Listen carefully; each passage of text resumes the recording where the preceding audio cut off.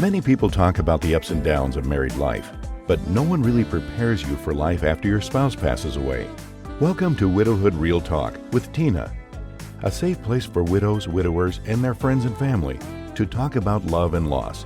Find comfort as you listen to honest conversations between Tina and invited guests who've experienced the loss of their forever partner. Share their stories of love, grief, and healing. You are not alone in this journey. Join today's episode and discover a wealth of resources and learn how to connect with others who are traveling the same path. This is Widowhood Real Talk with Tina. Hello, Widowhood, and welcome, Ronald, to the Widowhood. Thank you for having me. Thank you for being here. So this is going to be a conversation fit for in the month of February. We are going to go over Ronald's book here titled Woman, If You Only Knew. I must say, when I picked this up and I received it in the mail, I was like, I almost stayed up too late. I was like, I need to find out what we're talking about here. But before we get into this, I want to say, what's your favorite dessert? My favorite dessert is red velvet. Red velvet cake?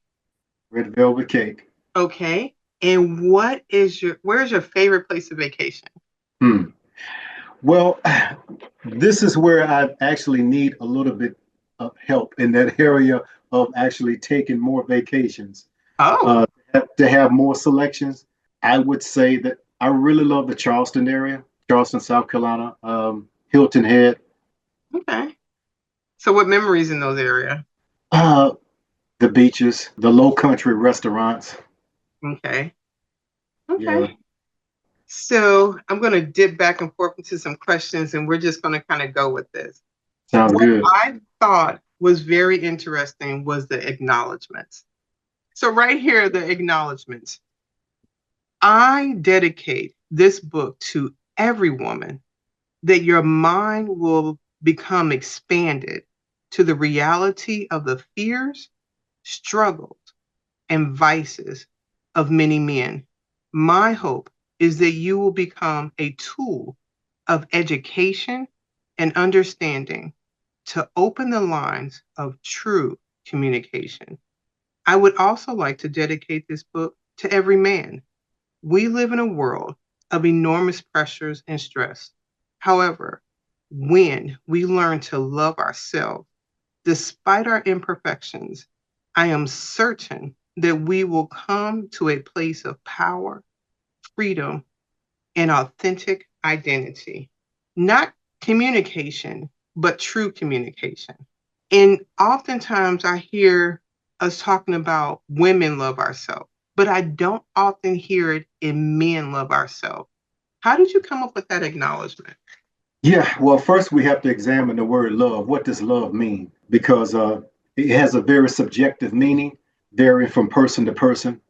But when you talk about the true essence of love, love that is without conditions, that love that's timeless, that love that doesn't have any bounds, it's that type of authentic love that oftentimes we have yet to come in contact with, or if we have come in contact with it, you never forget it. It's that God kind of love. It's that He is loving you through someone else. He is loving you through a situation. So as far as men, I think that that we love ourselves to an extent, but oftentimes, it's very difficult to love yourself if you don't appreciate yourself. And you can't celebrate yourself until you appreciate yourself, which is rooted in the true essence of love. And I'm not talking about societal love and love that we see, in books and magazines, on your favorite show, movies, that kind of trivial, shallow love. But I'm talking about real deep love and loving yourself.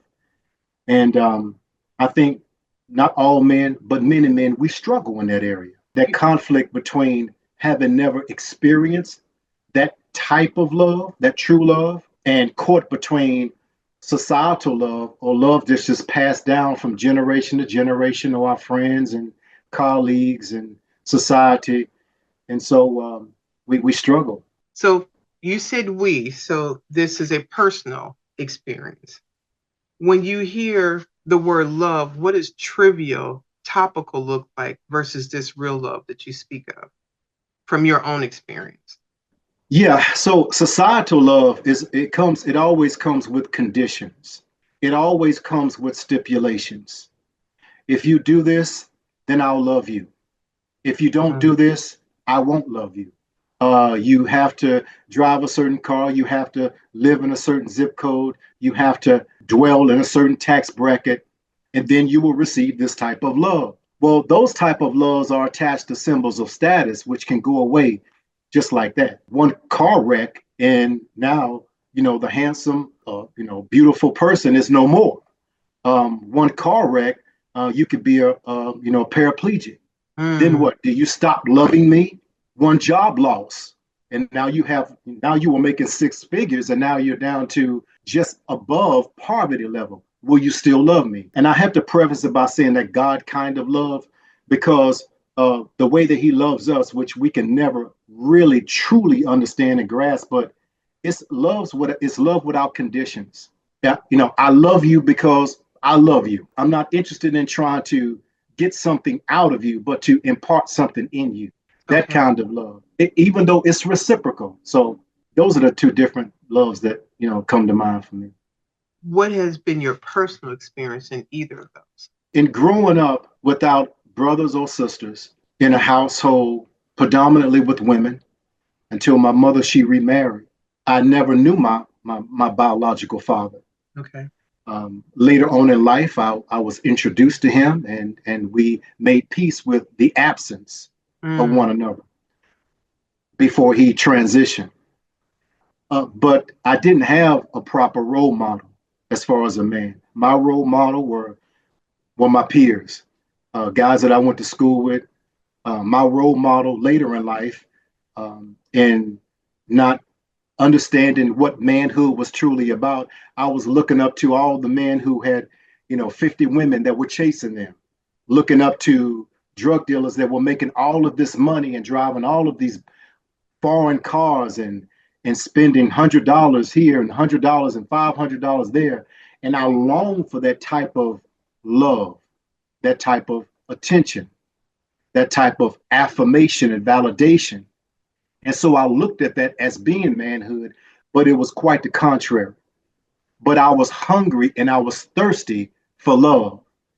And so by and large, I really never came in contact with it. My mother, she later remarried, and my stepfather did a wonderful job as far as showing me from a male perspective how to maintain the home, how to pay bills, how to be responsible. And he was wonderful at that. However, he was very poor at showing me how to show up as a man and how to truly love your wife and how to date her as your wife. Those types of nuances I never learned in my home. So I was always hungry for something that I had an appetite for, but nobody could provide me the nutritional value. mm. So, how did you start fulfilling that need? And I'm glad that thank you so much for sharing that, because your story, I'm sure, is going to resonate with not just the men, but the women. Because when we have our relationship with our husbands, our boyfriends, our fiancés, it's not just the person they are now, it's the person that they became over time, that who they are with us. And this, I hope, in this month of love in February, that we're just not buying flowers and gifts, but maybe the best gift that we can use is to have that true communication that you talk about, to reinforce those relationships and make them in this month of love strong. And I know there may be some widows that you may be recalling the relationship with your late spouse. Some of you may be dating. Some of you may have remarried. There may be people listening to this because they're supporting someone that's grieving. So that concept of a relationship can expand in a lot of different ways. So thank you for really elaborating on that. When you talk about being thirsty and desiring and wanting that and looking to your peers, what are some ways in which you started cultivating those types of relationships to bring that into your life, knowing you wanted it? Well, my cultivation was very skewed because I didn't have a proper blueprint. You know, Okay. Even with building a house, you got to have a blueprint. And I didn't have that concerning manhood. So since I didn't have that around me, I began to look at faulty blueprints that were around me, and those were my peers. And so the longing that I had, the innate feeling of loss, of not having a father figure that I could actually learn from and glean from, that was grief for me. It was grief for me as far as my mother. She worked a lot of hours as far as being a teacher, and I didn't get a chance to spend a lot of time with her. You know, I spent a lot of time with my grandmother. So, in later in life, I began to identify that as being grief. Okay. So, to quench the reality of the grief, I began to now follow my peers.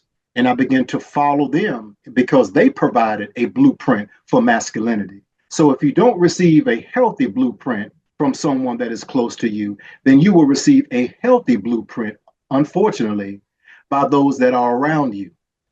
And that's how I began to cultivate that and going down that path of having no clue about manhood.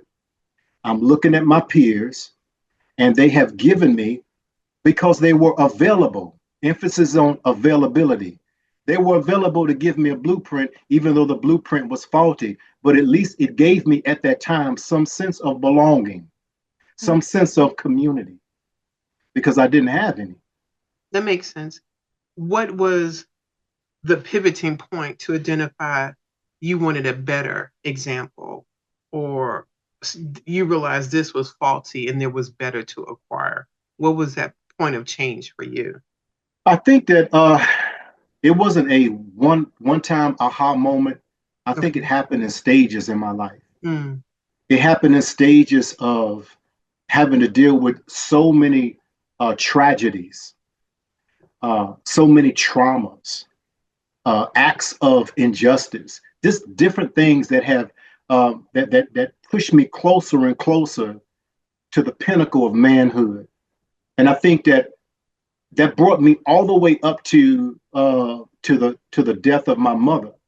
That at that time I began to do a deep dive because at that time it was so many layers of trauma, layers of betrayal, Mm. layers of rejection and abandonment that now I am faced with myself and I'm faced with this mirror. And I know that there's something on the inside of me that I haven't yet discovered because it's been so hidden or camouflaged under all of these layers. Okay. And now I'm no longer a caregiver for my mother. And so now I have all of this free time. So now I need to invest this time in me. Wow. And that began, and now I began to now it catapulted me to a journey of self-discovery, self-awareness, and ultimately self-healing. Ronald, that is a lot to care for your mother. And you mentioned, and thank you, and I am so sorry for that, that when we care for people and they're no longer here, that void of that space where we were a caregiver, and then also come to terms with our own mortality and what we're doing with the life that we have. All of those things become play into what we do. I want to pause to talk about how many books you have written. I have written 9 books. Okay. Yeah. And did you dream of being a writer? How did that come about? Or what was that journey to become a writer? Well, first we have to go all the way back to my dream of being a rapper. So a lot of this, the way that I write, the poetic style in which I write, I started out in hip hop. And so my dream was to be a rapper. And so I did that here in my dream. A little loose right there. Okay. that was my dream. I lived in the studio. I had the Okay. opportunity to open up for Snoop and Dre when they came to my city.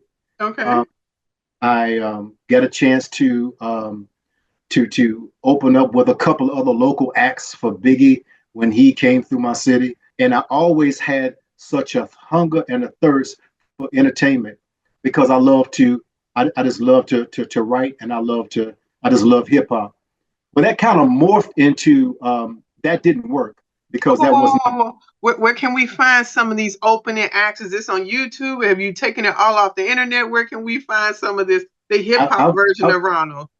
Well, I've got some old demo tapes Okay, that okay. I can try to convert into something a little bit more technologically savvy for everyone right now to download.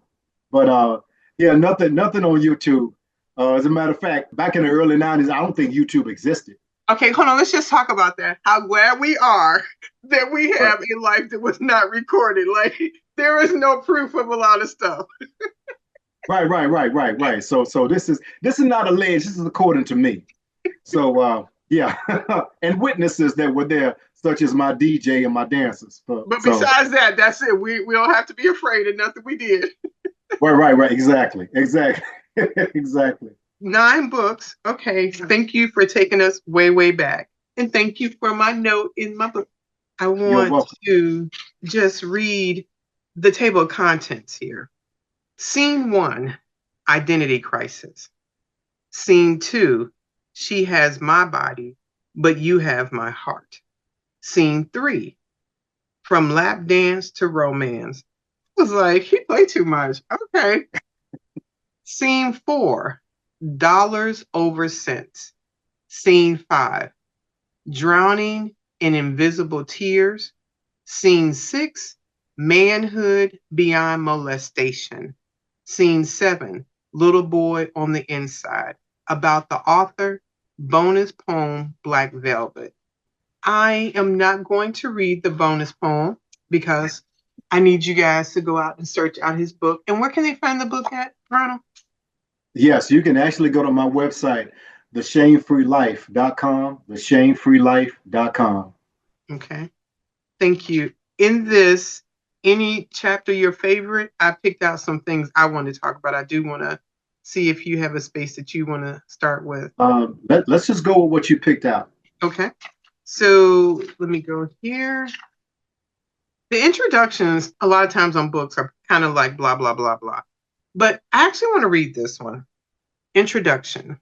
It would be both a mistake and a travesty to approach this book or to have an expectation of this book to mirror the many male authored, written, spoken to women from the perspective of a man. This is a far greater ingenious sales and marketing pitch. This is a passion spoken from a place of truth. Woman, if you only knew, takes you on an epic journey of unspoken and taboo issues that many men wrestle with, the main event of their souls. The table of contents prove that to be true. Are these your stories? Is this coming from your experience or from others, or a balance of both? So it's a culmination of my own life's experience, Okay, as well as those who are around me. thank you. When's the last time you read the introduction there? It's been quite some time. So what are you thinking when you hear it now? now? What are you thinking when you hear it now? Yeah, so at a different place and space in life, what was downloaded and given to me to write then is so applicable for right now. The only thing that has changed is the difference of time Okay. and, of course, fashion. Okay. So what have relationships look like for you, and where is relationships for you now? So relationships then, in trying to really navigate through manhood and having to filter myself from all of the indoctrination of what a man is supposed to be, how a man is supposed to act, and all of those things that do not equate to true masculinity and manhood. My relationships reflected where I was spiritually, psychologically, emotionally, and otherwise. And it was very difficult then for me to treat a woman with, and I've always treated a woman with common decency and respect, but I always withheld the best part of me because I had not yet come in contact with the best part of me. It was a fraudulent counterfeit me.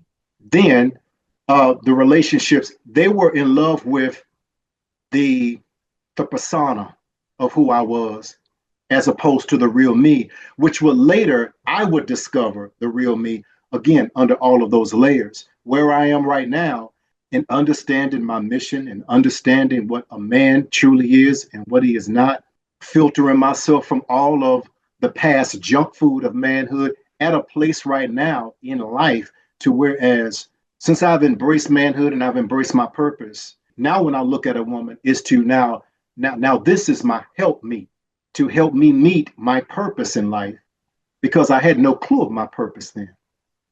Okay. Thank you. And what did you discover the real Ronald was, or who was underneath all of those layers? Well, first I had to discover the little boy. I had to discover that little boy who always wanted to make people happy, Okay. who always had a thirst for just to belong, Okay. community. But I also had to allow that little boy to be healed. And even though that little boy is now on the inside of an adult man, I had to go back and I had to give myself permission to heal that little boy. I think the striking difference between then and now is that I didn't feel that the little boy was worthy. I didn't feel that the little boy was loved, very misunderstood. And so the antics matched that reality. Mm. But now I understand that it was just a little boy that was wounded, was injured by life's circumstances and people, but it doesn't negate that it's still that caring, loving little boy that just wants to give, doesn't ask for anything in return except to just belong. And so I had to come to terms with that reality. Thank you. You've taken a lot of training over the years and certifications and becoming knowledgeable. What does that look like if someone bumped into you and just, your resume fell out of your briefcase and they read what you have been doing? What would that look like? What are some of the trainings you've acquired over the years? Yeah, well, outside of the training of life, the classroom of life, which we all have enrolled in that curriculum, I received my undergrad from Lee University in Christian ministry with a concentration in pastoral counseling.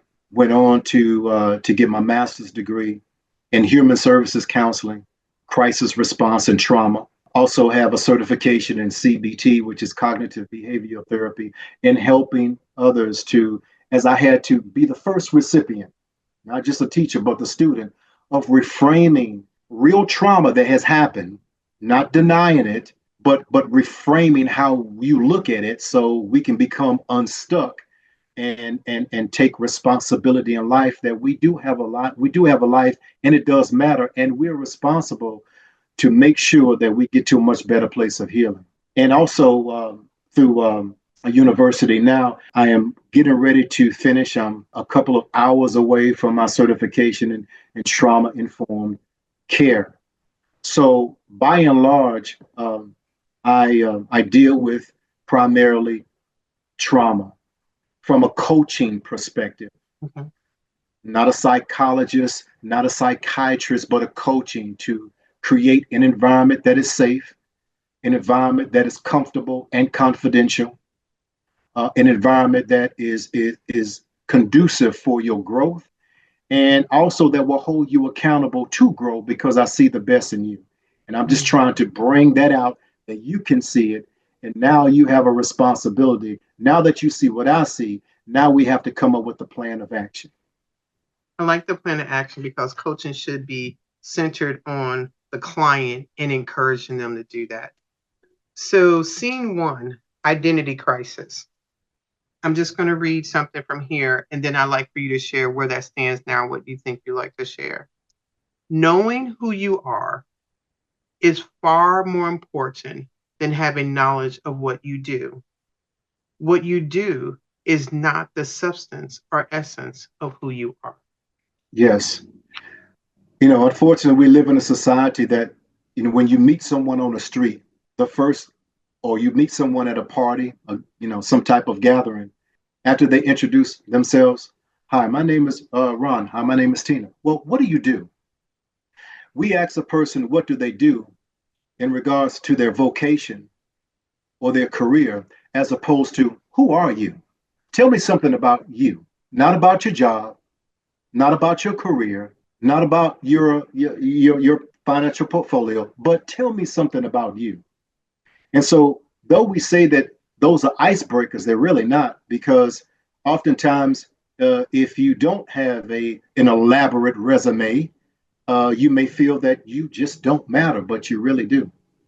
So, identity has absolutely nothing to do with your vocation, and this is something that unfortunately we tend to miss out on. I would definitely agree with that.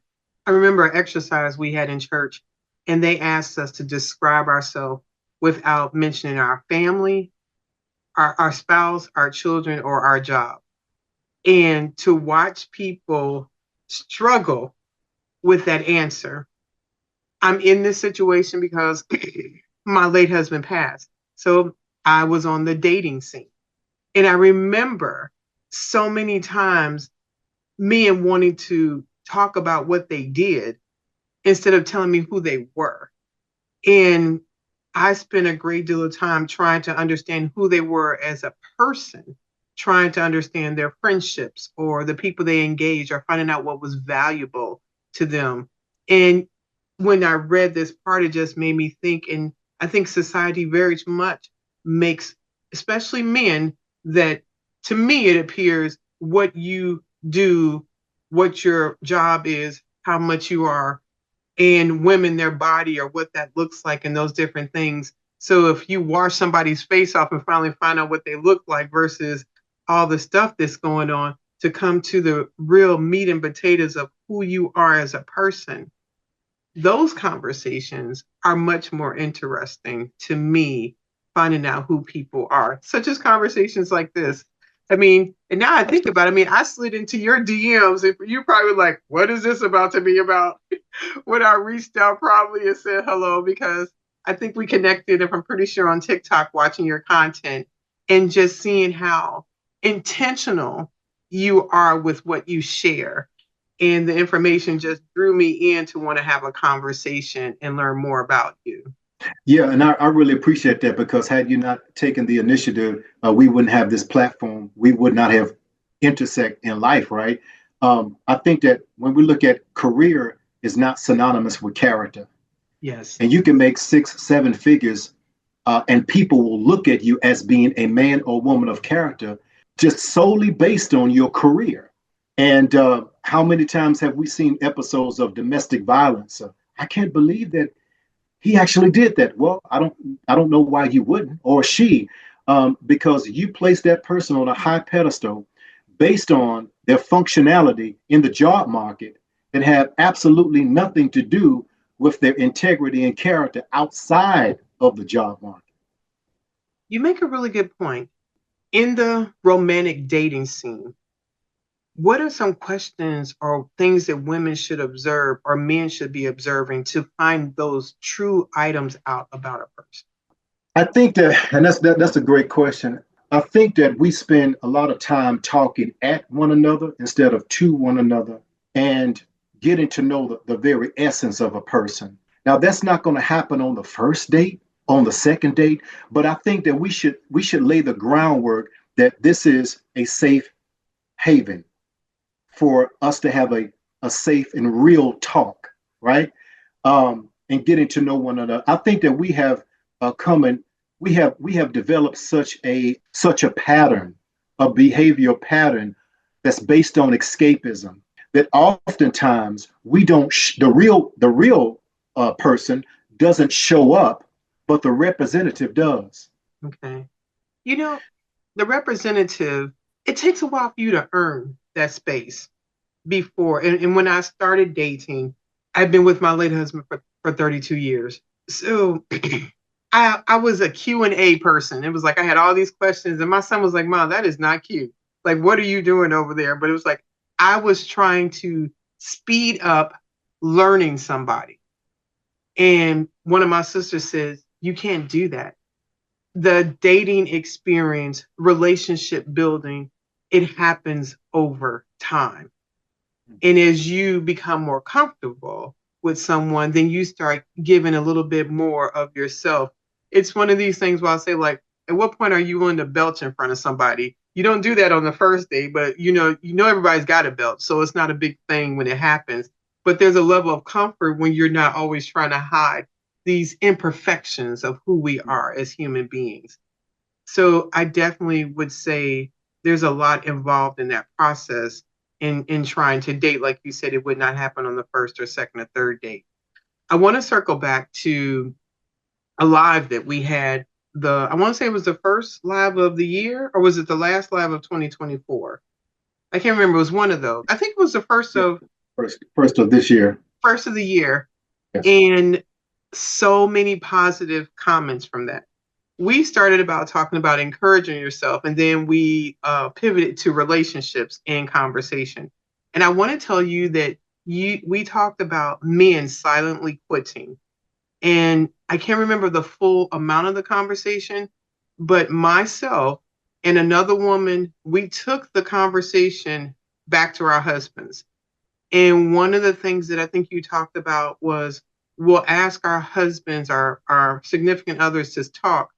And then when they start talking, then we're going someplace else, or we're doing something, we're not focusing. And here I am thinking I am, slaying the wife game. And I asked him, I said, are you ever talking sometimes and feel like I'm not paying attention? He looked at me with too much of a hardness. He goes, yes. And then I didn't even have to ask him to give me examples. Then I was like, thank you, Ronald. So I made sure I put my phone down and I am paying attention. If he has the extended long story, I'm just like, pay attention. So I want to tell you, ladies and gentlemen that are listening, I have tried the Ronald advice for myself. It works. So I'm not just over here reading his book just to gas him up. He didn't even know that until just now, because I had not shared that with him. Right. Yeah, because I think a lot of times, we feel like the invisible man. We have a lot of conversations, but the conversations take place in here. We don't vent. Whether you feel that you're not in a safe environment to be vulnerable, or you just don't have the right words to articulate. But yeah, having that ear, having that audience of one, it means so much. It does. What's on your shirt there? I see a little peekaboo or something there. What's going on with that? Oh yeah, so this is the shame-free life, Okay. as my banner says. So you have all types of apparel, and you can find those on the shamefreelife.com. Okay. All right. Very nice. Thank you. Scene 2. She has my body, but you have my heart. Mm-hmm. First, allow me to preface this chapter by screaming, ladies, a broken and juvenile man will treat you according to how you view yourself. He will also treat you according to how you feel. He will also treat you according to how he feels about himself. Explain.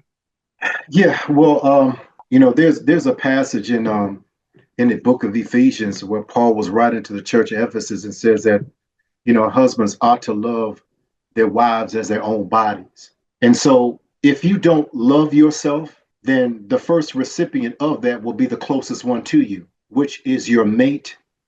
And so having self-love is so important. And I'm not talking about self-arrogance or cockiness, but just self-love. That you love yourself, that you appreciate yourself, you understand the value that you bring to the table just alone, just you. So you're not looking for something externally to really validate what you have already come in contact with yourself as to be the truth, that you are fearfully and wonderfully made, that you are a great person, and that you're on the road to become much better. But when you are in a relationship with, and I'm speaking from this standpoint, from a man who does not love himself, who his definition of manhood is quite the contrary to what a man truly is, then he is struggling in that area.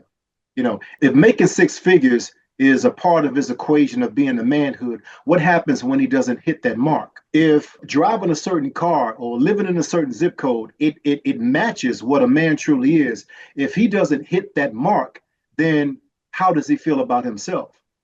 So there's got to be something a little bit more sustainable than symbols of status. And also, if he only sees himself as a victim of everything, all of the horrible things that he's endured in life, and he doesn't see himself as being victorious but a victim, then he will operate out of victim consciousness. So it's challenging for him to love you, to appreciate you, when he struggles in appreciating himself. In your journey of life, what have been some examples of this type of interaction where this man is immature and this woman, what does that literally look like in relationships? Have you seen? Okay, so let's just say, for sake of conversation, and I think that the statistics are probably much higher. Correct me if I'm wrong if you do have the data. 1 in 4 men have been sexually assaulted. Now that data was years ago, perhaps back in the 90s. Now these are reported cases. Emphasis on reported. Yes. So if you have a man who was sexually assaulted and now he struggles in his masculinity because a criminal act was perpetrated against him, against his will, and now he questions, well, what did I do to deserve that? Am I this way? And so now he's caught in the crossroads of being tormented. Well, why did this happen? Am I this way? Let me prove that I'm not this way, and let me go to the far right and become a womanizer. And with every sexual conquest, with every phone number that I get, it proves to myself that I am not this. And so that internal wrestling of the brokenness of the soul, which is fragmented in so many different parts now and need to be made whole, he will bring that fragmentation into a relationship. And so it's challenging, and in many ways, in some ways, it's impossible for him to appreciate the whole woman when he is a fragmented man until he's healed. Very well said. So he will always, just like a woman told me, she said, well, and I think it was like one of my most popular videos on TikTok. I don't understand why, you guys always talk about you want a good woman, but when you find a good woman, you always go to the ratchet woman instead. Make it make sense. Why? And so I did a video on that, and it got a whole lot of, looks and likes and comments and everything. And so the bottom line is that, when you're dealing with, the fragmentation of the soul, he's not going to show up whole, and he's not going to see you as being whole and to treat you as such until he's healed. And so this is why he may be tormented. And some of the, and I'll just say this and I'll kind of digress, is that I have seen in my journey, and I have been there myself, that it's impossible for a woman to satisfy you when you're not satisfied yourself. And so there will always be a selection or a buffet of different women until we come to a place in our own mind and soul of inner healing to become whole. So now everything we do is whole and not fragmented.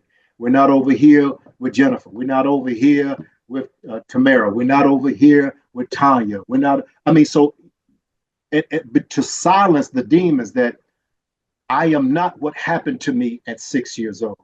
What happened to me at 8 years old, I was not responsible for. And so if that part of us is not healed, then we're on a fast trajectory to prove that wrong, which is the violation that occurred by doing something wrong that we say is right through justification. And the more collection of women that I have, it proves that I'm not that. But it's like putting money in a bag with a hole in the bottom. It's destined to come out. You have nothing to sustain it. So lust can never be fulfilled. Thank you. You said a lot right there. I'm going to try to circle back to a couple of things. One, I heard you talk about that woman needs to know her own self-worth and her own value. And when she's in a space that someone's not treating her well, to move away. Because I hear too many times, well, I'm going to hold him down, or I want him to see that I'm a good woman. And if he sees this, then he going to do right by me, or da da da da da. He already had to come with the do right, unless I'm missing something.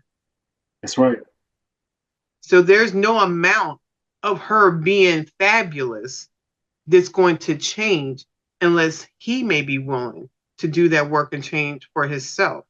But if he's portraying to do something else just to please her, the possibility of that falling down is very high. And not only that, you probably have two people who are glued together through the bond of trauma.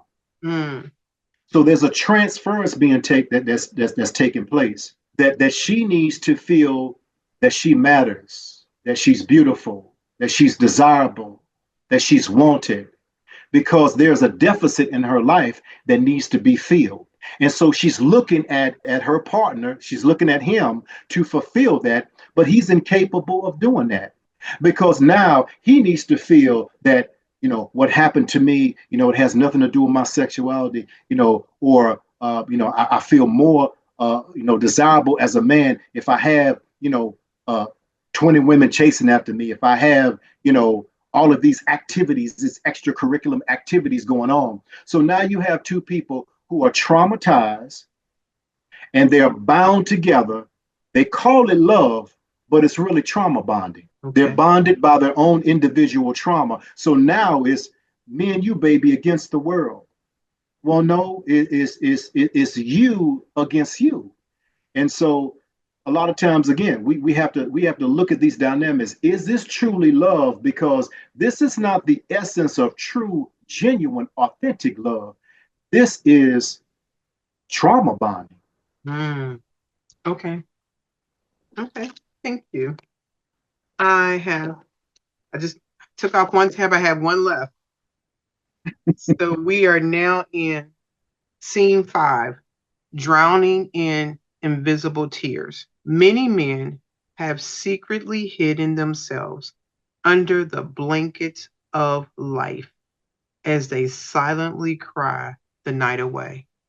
You can see it in the behavior from the youth all the way up to adults. Bars are filled with them. Not everybody at a bar, but the majority, many at a bar, just drinking it away. At the hookah lounge, just smoking it away. At the nightclub, right, just dancing it away or sexing it away. And just trying to find an outlet, trying to release the pressure valve because of so much built up pressure from age 5 to age 50, looking for escape. And so we're told as men to not cry. So we hold all of that in, we bottle all of that tension, that stress, that trauma on the inside, and then you see it explode during a road rage, during a shooting that took place outside of an apartment complex. And so these are signs of drowning in tears. Wow, thank you. My last post-it note here. Scene 6, manhood beyond molestation. Male molestation, rape, incest, sodomy is that 800-pound gorilla that we have become conditioned to ignore with many families and communities. This uncommonly and embarrassing reality is a taboo subject that many family and church circles. However, interesting enough, many male victims are violated within the sphere of these circles. Both the emotional and psychological impact of male molestation can be damaging and become an interlude of self-destruction. Mm-hmm. What do you think when you hear that now after writing this so many time ago? It's like I just wrote it last week. Oh, okay. Just penned it last week. Even when you look look at it from a church standpoint, that we are to stand against injustice. We are to stand against abuse of any kind, of any sort. Yet when you have someone that may have been abused in that particular setting, now you have complicated grief and you have compounded trauma. And so, again, there are so many men that will take to the grave the things that have happened and don't have a forum that they feel comfortable in being able to vent, because as a man, these are not things that you do. But one thing about, women, you all will get together, whether it's on Zoom or in person, whether it's at a wine bar or wherever, and comfort one another, have an inner circle of support to get through it. As far as men, unfortunately, many of us, we don't. So we don't seek help as far as a counselor or a therapist or a life coach, because of the stigma that's attached to it. You don't feel like going to your significant other because of how she may look at you some kind of way, or maybe y'all just don't have that kind of rapport. You can't go to your friends because, man, I don't want to talk about this, man. You're really blowing my high, man. I'm ready for the Super Bowl. So where do you go? You don't want to go to the pastor because the last time you went to the pastor, he molested you. Mm. So where do you go? Now, of course, we're not talking about every pastor. Understood. I'm a minister, but I am saying that these things exist. So now this person feels boxed in, don't know what to do. So they just basically just check out in life and not even participate. So no wonder he cannot show up in a relationship. What does he have to offer you?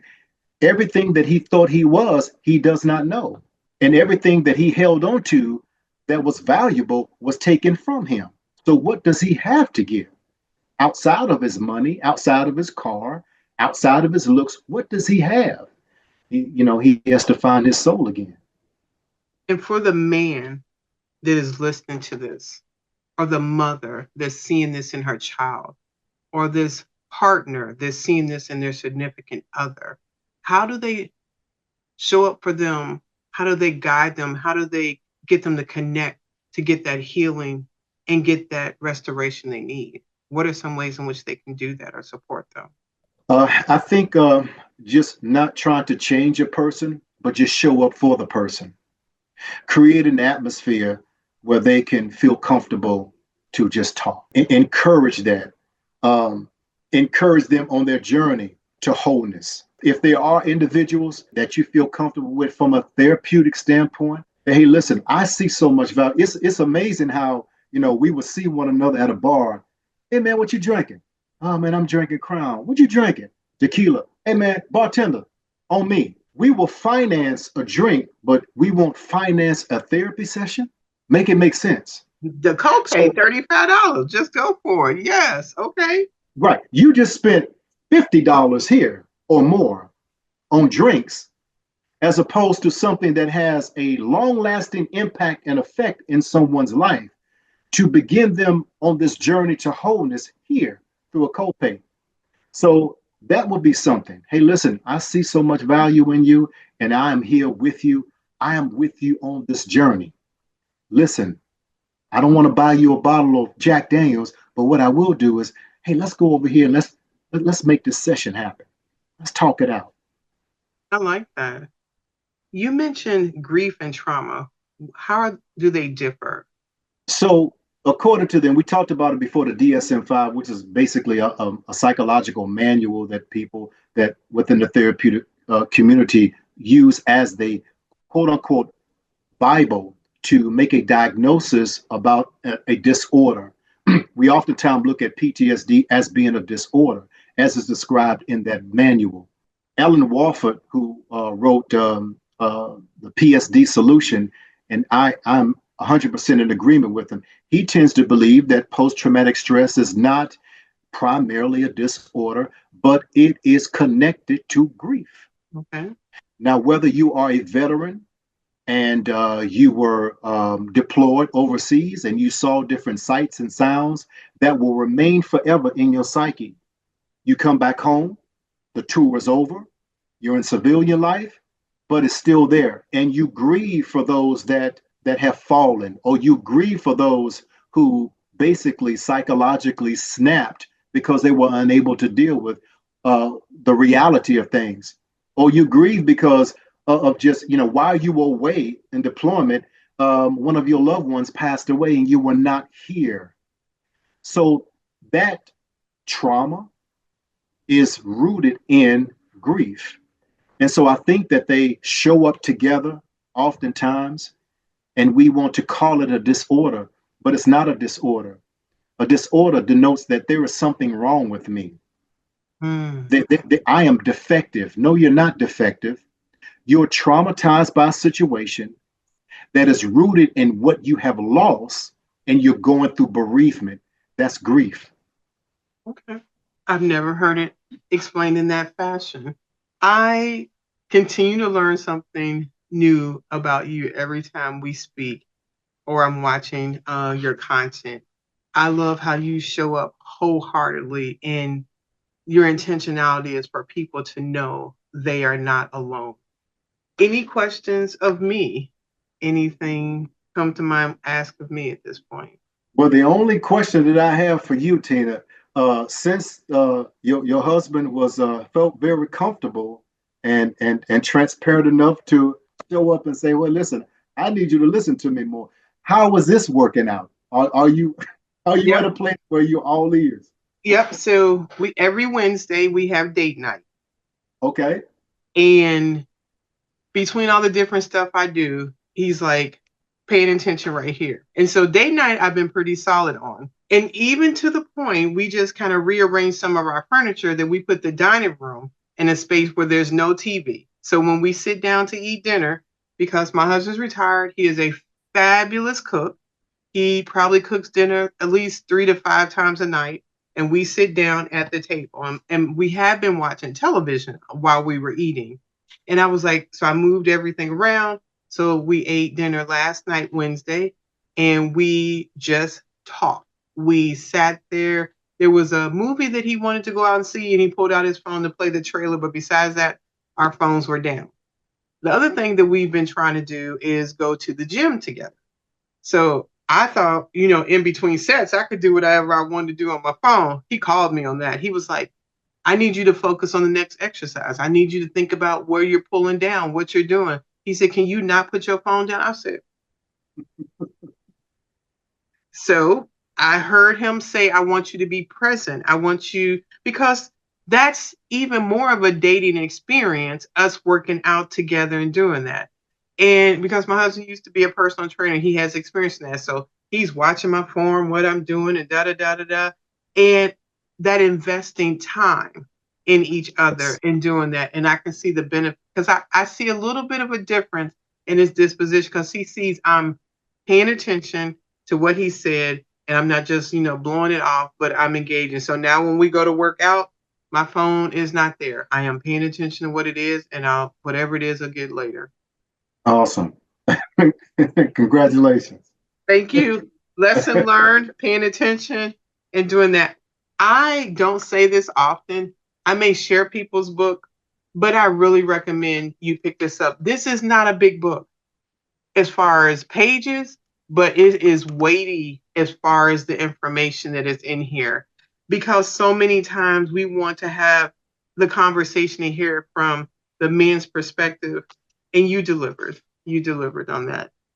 Thank Appreciate you that. for being here. Thank you for, making our February a little bit more spicy in here with this book.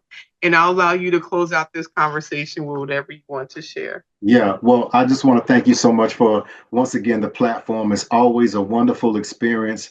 I am so grateful and appreciative. I thank God for your family, and all that you bring to the table, and instilling so much hope in the lives of others who are really going through the grief, don't know what to do.